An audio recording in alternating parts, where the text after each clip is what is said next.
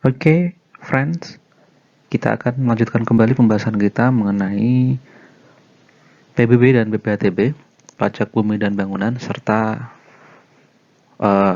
biaya perolehan hak atas tanah dan bangunan. Dan pada video kali ini kita akan melanjutkan pembahasan kita tentang bagian kedua, yaitu BPHTB. Nah, BPHTB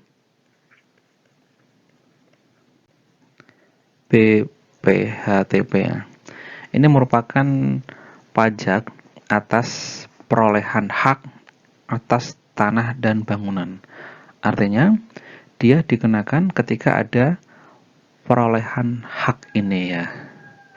Sedangkan objeknya adalah dari perolehan hak tersebut atas tanah dan atau bangunannya. Jadi kalau misalnya tidak ada perolehan hak ya, maka di sana tidak ada unsur BPHTB-nya. Berarti kan di sini ada pengalihan hak di situ ya. Dari BPHTB itu kalau nggak ada pengalihan hak kan berarti tidak ada perolehan hak gitu kan. Nah, perolehan hak atas tanah dan atau bangunan adalah perbuatan atau peristiwa hukum yang mengakibatkan diperolehnya hak atas tanah dan atau bangunan oleh orang pribadi ataupun badan ya. Kata kuncinya adalah tetap ya, BPHTB adalah adanya perolehan hak dan di sana ada peristiwa hukum atau perbuatan.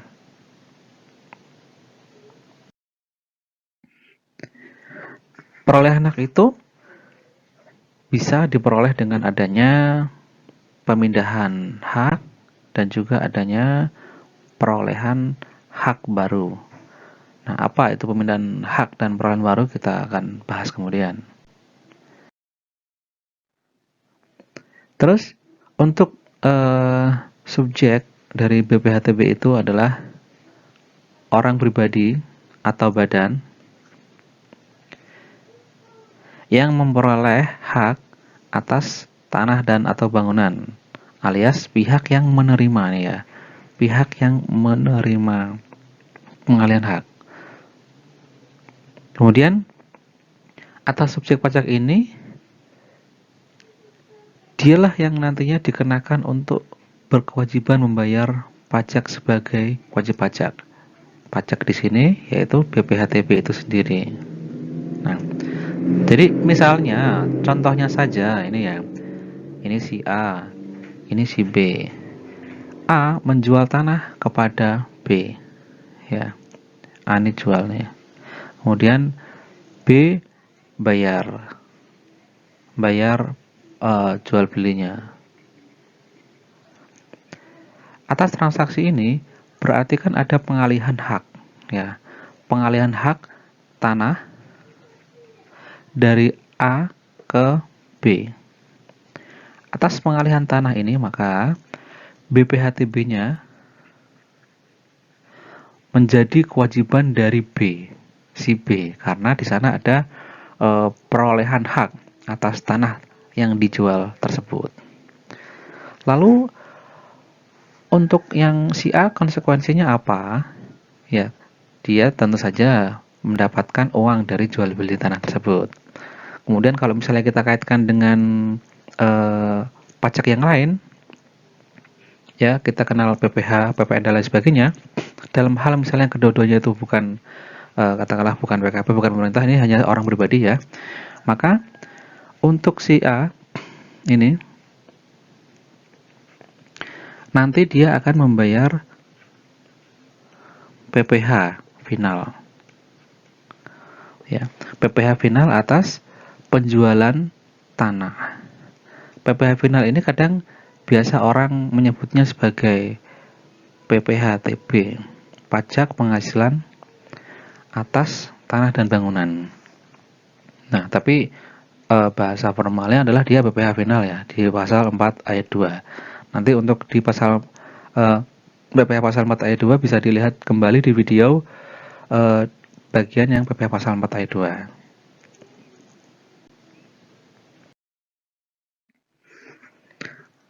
Di samping ada objeknya, kemudian ada subjek, maka ada juga objek yang tidak dikenakan BPHTB. Nah, yaitu untuk apa saja? Yaitu yang pertama adalah untuk perwakilan diplomatik, konsulat berdasarkan asas perlakuan timbal balik. Nah, ini sama ya nih. Ini kan diplomatik konsulat ini kan dia PPh juga tidak kena, ya kan? Dia juga bukan pemungut PPN, serta atas objek yang digunakan di Indonesia itu tidak dikenakan property tax PBB, juga tidak dikenakan BPHTB. Dan ini berlaku untuk yang asas timbal balik. Kemudian yang B ya, negara untuk penyelenggaraan pemerintahan dan atau untuk pelaksanaan pembangunan guna kepentingan umum. Jadi kalau misalnya yang membeli itu negara, itu tidak ada BPHTB-nya. Yang C, untuk badan atau perwakilan organisasi internasional sesuai ditetapkan Menteri Keuangan. Nah, ini misalnya kan yang PBB, WHO, dan lain sebagainya. Bisa dilihat pada subjek pajak.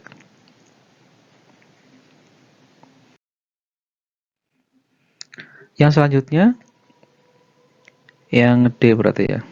Orang pribadi atau badan karena konversi hak atau karena perbuatan hukum lainnya dengan tidak ada perubahan nama. Konversi hak ini misalnya dari HGU ke SHM, ya, hak guna usaha, atau yang lainnya ke SHM.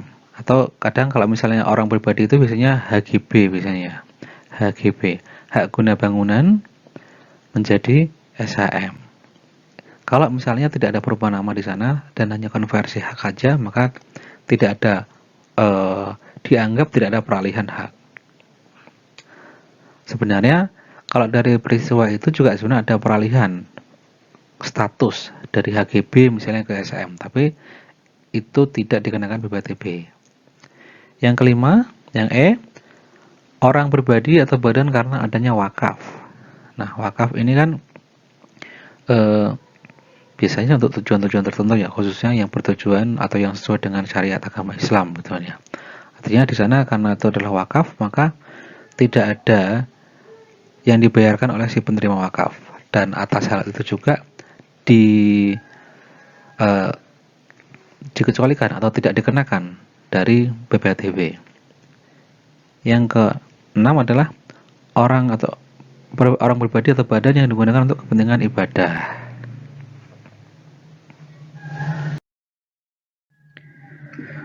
Bagaimana kita caranya menghitung BPHTB yang terutang? Untuk menghitung BPHTB yang terutang adalah tarif ya dikali NPOP dikurangi NPO PTKP. NPOP adalah nilai perolehan objek pajak. Sedangkan ini ya, nilai perolehan ini kan kita ngomong BPHTB ya, bea perolehan ya. Maka sini ikut ke sana. Nilai NPOP, nilai perolehan objek pajak. Dikurangi NPO PTKP. Nilai perolehan objek pajak PTKP. Perolehannya tidak kena pajak. Berarti ini seperti NJOP. NJOP PTKP atau PTKP di PPh. Ini di PPh, ini di PBB. Gitu ya. Mirip posisinya ya. Posisinya agak-agak mirip meskipun sedikit berbeda. Terus di BPHTB ini tarifnya adalah maksimal 5%. Dan BPHTB ini merupakan objek dari PDRD, pajak daerah retribusi daerah. Maka di undang-undang ini dia hanya memberikan batasan maksimal 5%. Adapun kalau misalnya daerah itu dia menetapkan lain, misalnya 4%, ya itu boleh-boleh saja karena undang-undang mengamanatkan batasan maksimal. Dari NPOP ini merupakan akan menjadi dasar dari pengenaan BPHTB. Sedangkan NPO PTKP ini merupakan batasan nilai perolehan tidak kena pajak. Seperti halnya NJOP TKP di PBB dan PTKP di PPH orang pribadi.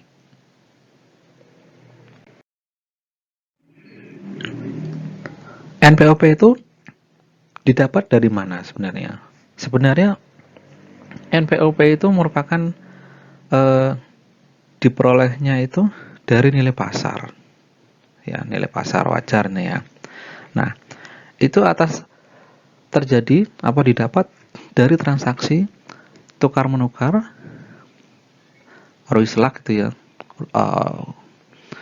Terus dari transaksi hibah, dari transaksi hibah wasiat, dari transaksi waris, kemudian dari pemasukan dalam perseroan atau badan hukum yang lainnya, terus dari pemisahan hak yang mengakibatkan peralihan, kemudian dari peralihan hak sebagai pelaksanaan putusan hakim, yang ke-8 dari pemberian hak baru sebagai kelanjutan di luar pelepasan hak, dan yang ke-9 penggabungan atau peleburan atau pemekaran usaha, serta yang terakhir dari hadiah. Nah, kalau misalnya tukar menukar nih ya, tukar menukar atas tanah gitu dan atau bangunan, itu bisa jadi antara katakanlah perusahaan A dan perusahaan B karena dia ada perbedaan wilayah atau lokasi dan dia ada strategi bisnis tertentu, maka dia melakukan tukar menukar atas tanah dan atau bangunan tersebut. Bisa saja terjadi. Nah, kesemuanya ke 10 poin ini itu berdasarkan dari nilai pasarnya. Itu ya. Terus hibah, apa bedanya hibah dan hibah wasiat? Ya. Hibah itu pemberian dari seseorang atau badan kepada pihak yang lainnya. Nah, kemudian contoh yang paling mudah untuk hibah dan hibah wasiat itu adalah misalnya dari orang tua ke anak. Ini misalnya saja ya. Ketika orang tuanya itu memberikan tanah kepada anaknya dan posisi dari orang tuanya ini sebenarnya adalah masih hidup ya. Posisi dari orang tuanya itu masih hidup, diberikan kepada anaknya, maka itu namanya hibah. Kemudian kalau misalnya terkait orang tua dan anak nih ya. Kalau misalnya ternyata orang tuanya itu sudah meninggal dan belum ada, tidak meninggalkan wasiat apapun ya, maka atas harta orang tuanya yang kemudian diberikan kepada anaknya namanya adalah waris.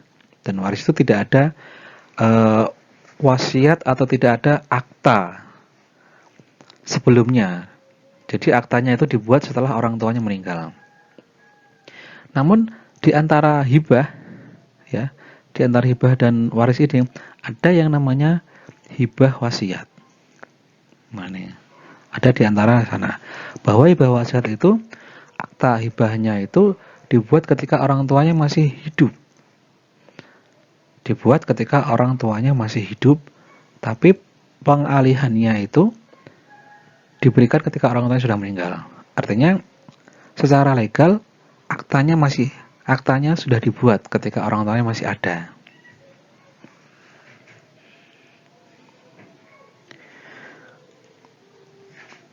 Nah, begitu juga dengan misalnya yang kelima nih, pemasukan dalam perseroan atau badan hukum yang lainnya. Artinya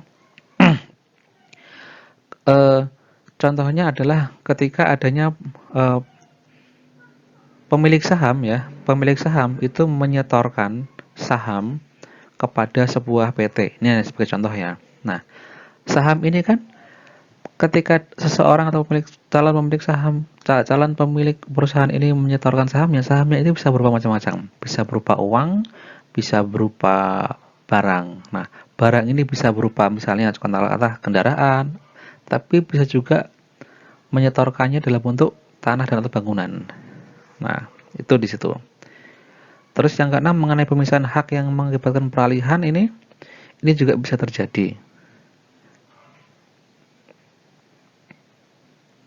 Terus yang ketujuh, peralihan hak akibat pelaksanaan keputusan hakim. Jadi ini berdasarkan putusan hakim dan di sana nanti ada sidangnya ya berarti ya. Tidak serta-merta langsung hakim tanda tangan kan nggak bisa. Pasti kan ada proses sidang tuh. Nah, ini untuk peralihan hak akibat pelaksanaan putusan hakim ini tentu ada kasus sebelumnya, ada sengketa. Yang biasanya itulah sengketa perdata gitu ya. Nanti hakim yang akan memutuskan sebenarnya atas suatu tanah dan atau bangunan itu nanti itu sebenarnya siapa yang memiliki atas haknya gitu. Kemudian yang ke-8 pemberian hak baru sebagai kelanjutan atau di luar pelepasan hak. Misalnya pemberian hak baru itu tanah kosong misalnya, ya. Kita kembali ke pasal 33 ya, bahwasanya tanah, bumi dan air itu dikuasai oleh negara ya, misalnya. Nah, tanah kosong itu kalau misalnya ditempati oleh seseorang ya dan dimanfaatkan selama misalnya 20 tahun secara berturut-turut, itu tanah kosong itu yang awalnya menjadi milik negara itu dapat dialihkan kepada orang yang menggarapnya tadi. Ini sesuai dengan undang-undang agraria gitu ya. Nah, atas peralihan itu maka itu orang yang tadi itu dia bisa memperoleh, namanya ini adalah memperoleh hak atas tanah itu. Nah, di sini namanya adalah pemberian hak baru gitu ya. Contoh kasus yang terbaru ini mungkin agak sedikit viral ya, bahwasanya ini mohon maaf, ini hanya kasus viral, saya hanya memberikan contoh saja. Ketika ada pesantren dari Habib Rizik yang ada di Megamendung, di sana ada kasus menarik mengenai tanah, di mana tanah itu sebenarnya awalnya merupakan hak guna usaha atau HGU milik salah satu BUMN. Namun tanah tersebut digarap oleh rakyat di sana dan lebih dari 20 tahun. Menurut Undang-Undang Agraria, maka sebenarnya rakyat yang menggarapnya itu bisa memperoleh hak baru. Nah, atas tanah yang digarap rakyat itu kemudian dibeli oleh Habib Rizik dan kawan-kawannya, dan kemudian didirikan pesantren, yang kemudian ada pengalihan hak di sana.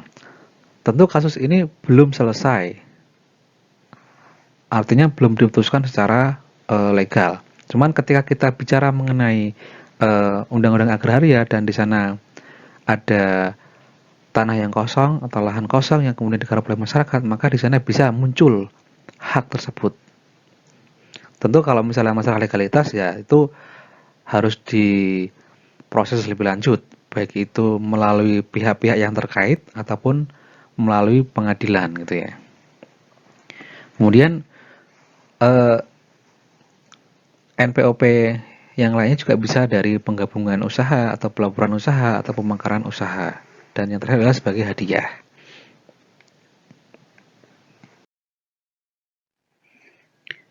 Nah, NPOP itu sebenarnya kalau misalnya terdapat harga transaksi ya,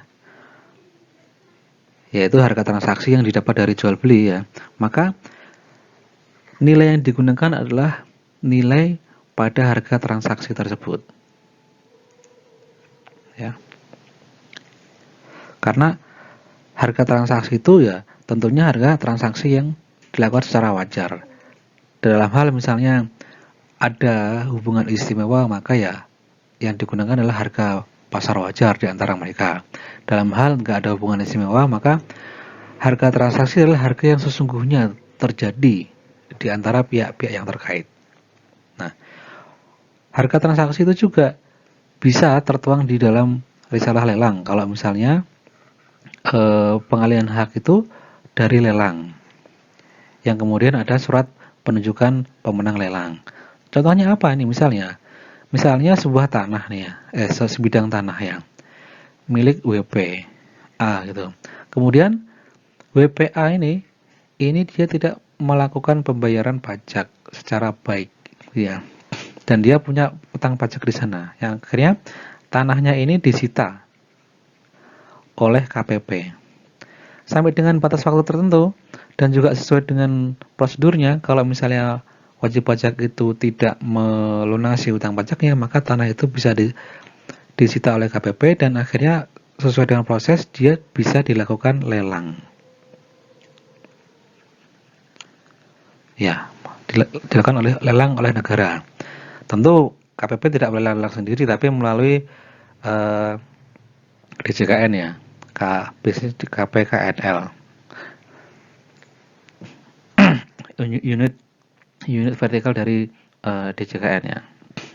Nah, atas lelang ini, namanya lelang, itu kan nanti kan harganya kan bisa sesuai dengan harga lelang. Tentu itu bisa jadi tidak sesuai dengan harga pasar dan juga bukan harga transaksi jual belinya. Maka nilai yang digunakan di sana adalah sesuai dengan harga transaksi dalam risalah lelang itu. Dan nanti dari panitia lelang akan memberikan surat penunjukan pemenang lelang. Nah, disitulah nanti ada NPOP-nya, berapa nilainya, berapa nilai tanah yang dilelang itu berdasarkan risalah lelang. Dalam hal ini ya, dalam hal NPOP tidak diketahui atau lebih rendah daripada NJOP PBB pada tahun terjadinya perolehan, ya. Maka kalau misalnya nggak diketahui atau lebih rendah, maka yang digunakan adalah NPOP sama dengan NJOP PBB. Ya. Di sini yang dikecualikan adalah untuk yang lelang, karena lelang itu sudah dianggap sah di mata hukum, di mata negara gitu ya. Kalau misalnya NPOP nggak diketahui atau lebih rendah daripada NJOP PBB, maka NPOP sama dengan NJOP PBB, kecuali untuk perolehan melalui lelang. Sekarang kita akan membahas mengenai NPO PTKP ya. Nilai perolehan objek pajak tidak kena pajak gitu ya. Objek perolehan tidak kena pajak gitu ya. Nah, NPO PTKP ini untuk waris dan juga hibah wasiat ini paling rendah adalah 300 juta rupiah ya. Sedangkan selain waris atau hibah wasiat yang memenuhi ketentuan paling rendah adalah 60 juta rupiah. Nah, untuk yang hibah waris, untuk yang waris ya atau hibah wasiat ini adalah yang diterima oleh orang pribadi yang masih dalam hubungan keluarga sedarah dalam garis keturunan lurus 1 derajat ke atas atau 1 derajat ke bawah dengan pemberi wasiat, termasuk suami istri. Yang artinya 1 derajat ke atas ini adalah ke ayah ibu, sedangkan 1 derajat ke bawah lurus ini adalah anak. Ya. Ayah ibu ini termasuk juga mertua ya, dan ayah ibu kandung ya. Sedangkan ini baik itu yang memberikan adalah suami ataupun istrinya. Itu. Jadi NPWTKP untuk waris atau hibah wasiat 300 juta paling rendah, sedangkan yang lainnya adalah 60 juta rupiah.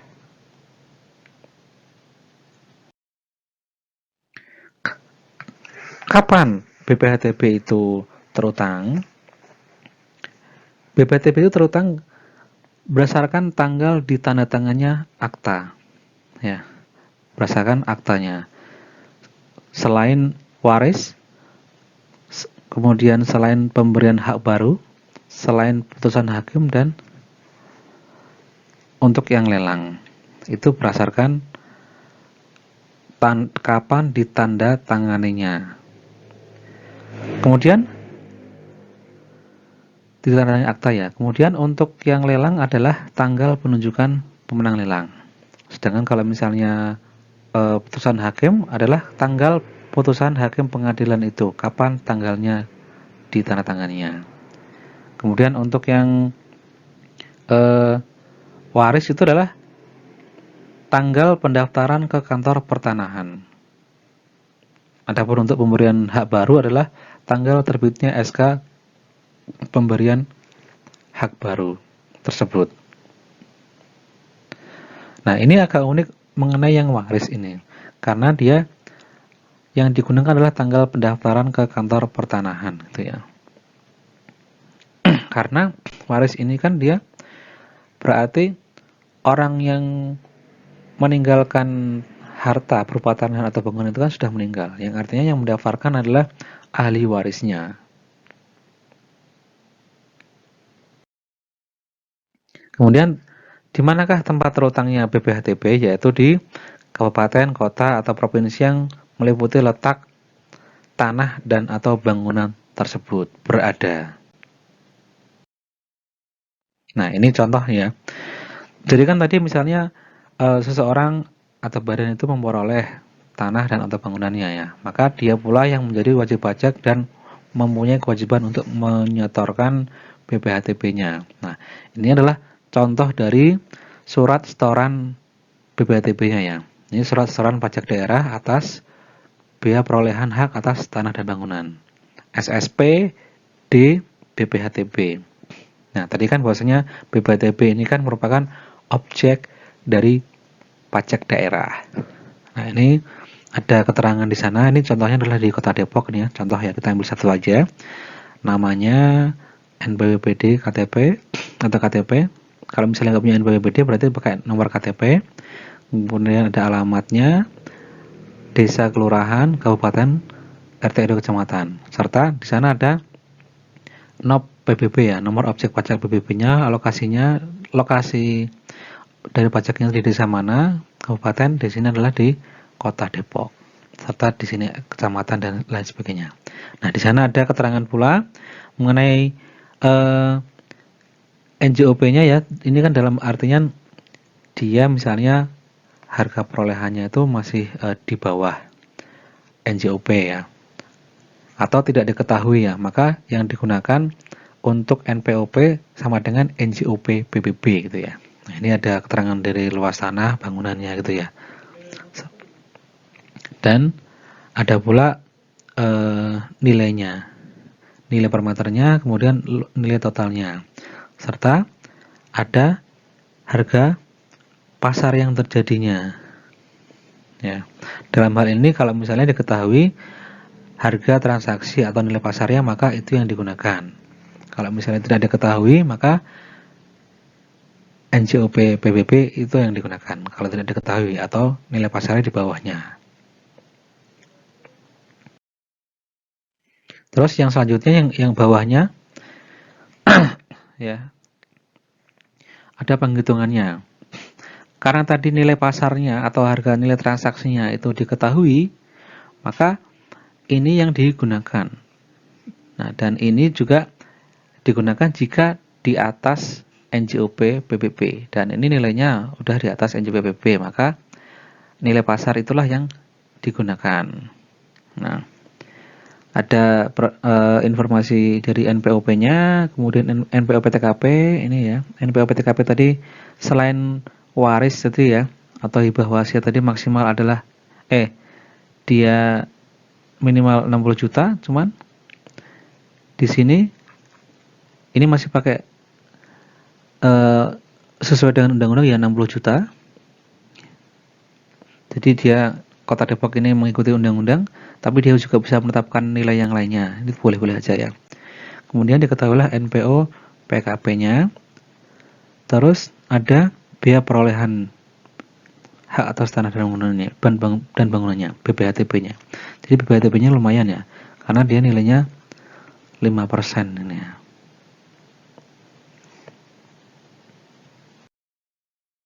Nah, mengenai ketentuan BPHTB itu bisa berbeda-beda sesuai dengan peraturan kabupaten atau kota masing-masing sepanjang masih dalam batasan yang diatur undang-undang, yaitu Undang-Undang Nomor 28 Tahun 2009 tentang pajak dan retribusi daerah.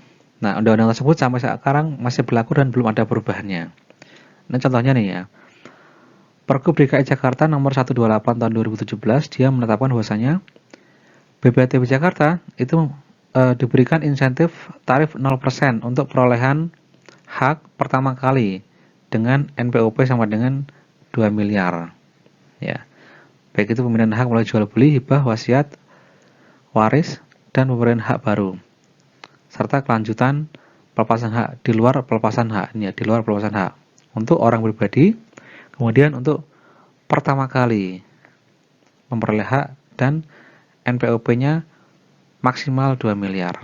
Nah, ini merupakan pergub dan di sana ada wewenang dari masing-masing daerah untuk menentukannya.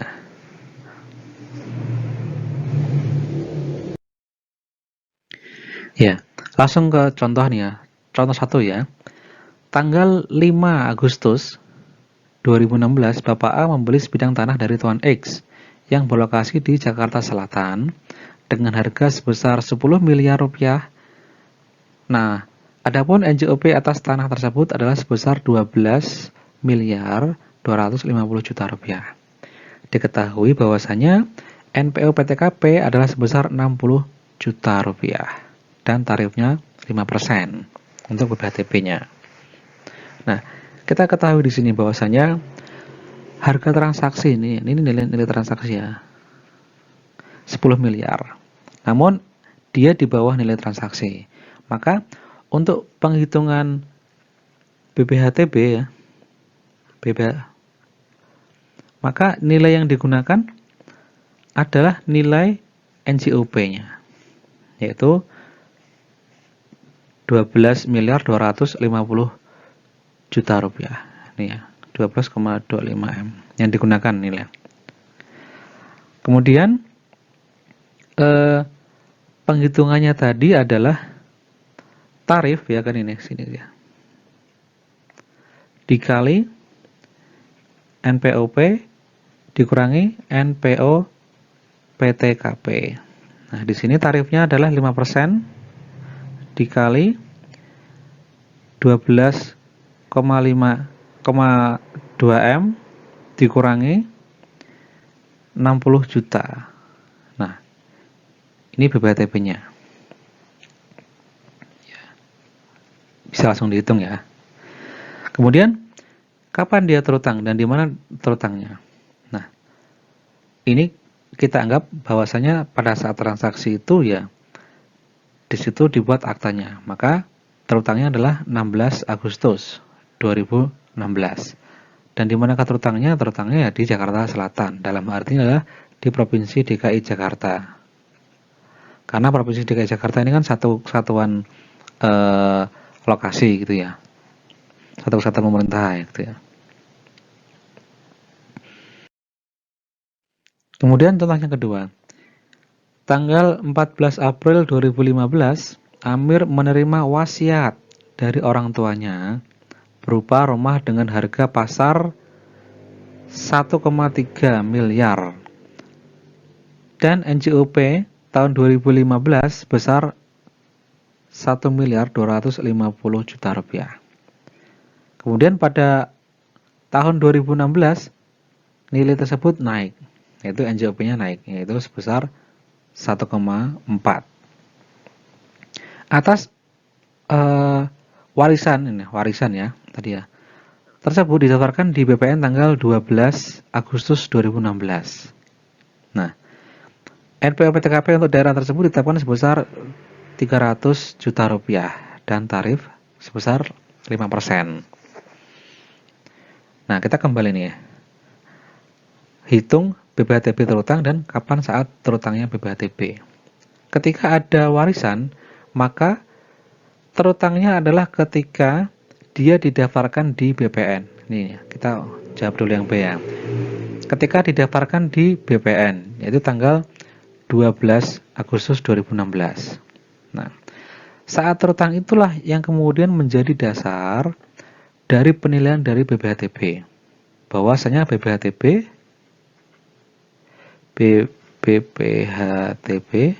tarif dikali NPOP kurangi NPO PTKP.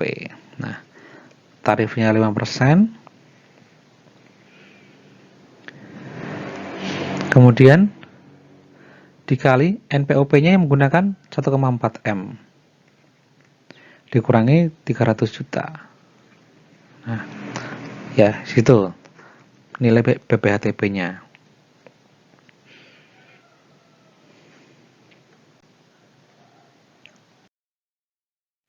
Contoh yang ketiga. Mr. X Membeli sebidang tanah yang dilelang oleh KPKNL Jakarta Selatan tanggal 12 November 2016 harga 7,5 miliar. Atas tanah tersebut telah terbit SPPT PBB Sektor P2 Pedesaan dan Penataan dengan NJOP sebesar 10 miliar. Sedangkan harga pasar tanah tersebut adalah sebesar 12 miliar rupiah. Jadi ini tumbes ya, Mr. Egnia, untung besar ya. Nah, hitung BPTB terutang bila NPO PTKP sebesar 60 juta dan tarif 5%. Ketika ada lelang, maka nilai yang digunakan adalah sesuai dengan nilai dari lelang, yaitu sebesar 7,5 miliar. Sama nih ya, BPTB-nya ya.